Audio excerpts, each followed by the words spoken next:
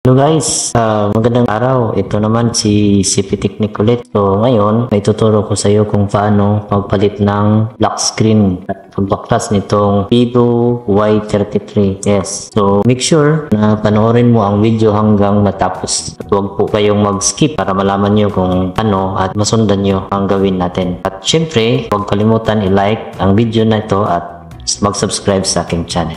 Salamat guys, kaya magsimula na tayo. At sa mga bagong pasok sa aking channel, ako nga po pala si CP Technic TV. Gumagawa po ako ng content regarding po sa mga tutorials or sa mga tips and tricks. And don't forget to click the subscription sa baba ng video na ito. At i-click mo na rin ang notification bell para lagi kayong updated sa mga bago kong upload. Ito na guys, isasalang na natin sa ating heating pad for almost 2 minutes. Sa pagbaklas nito guys, lagyan nyo ng alcohol or denatured or pwede na yung fluid Fuji para mas mabilis yung pagtanggal. Ito na guys, babaklasin na natin. Fast forward lang natin para mas mabilis tayo. Sundan nyo na lang ako at huwag kayong mag-skip.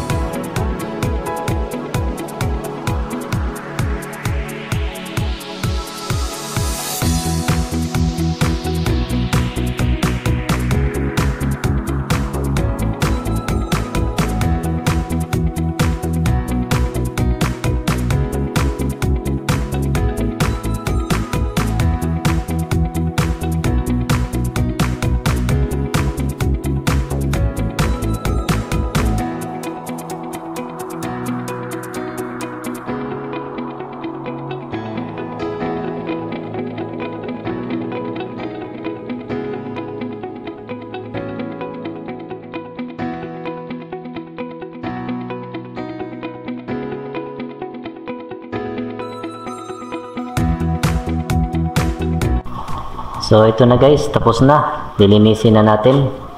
Tara. Fast forward na natin para mas mabilis tayong matapos.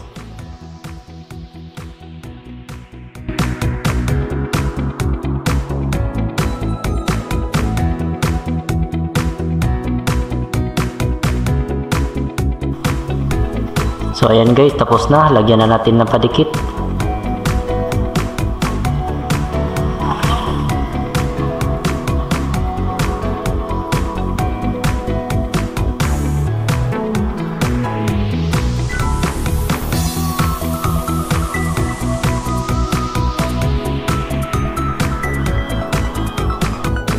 Ayan, ang susunod natin gagawin ay ilalagay na natin ang bagong LCD.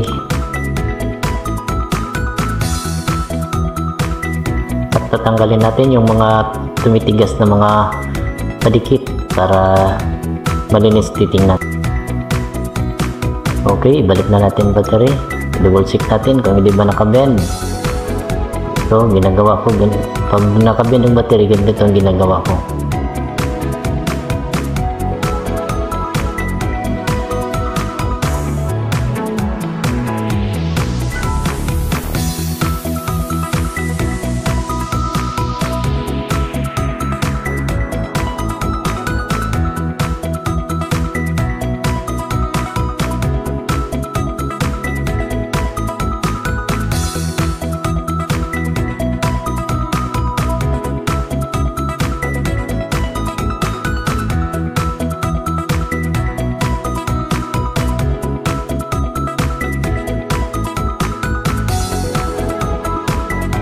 kung may tanong kayo guys, huwag kayo mahiya.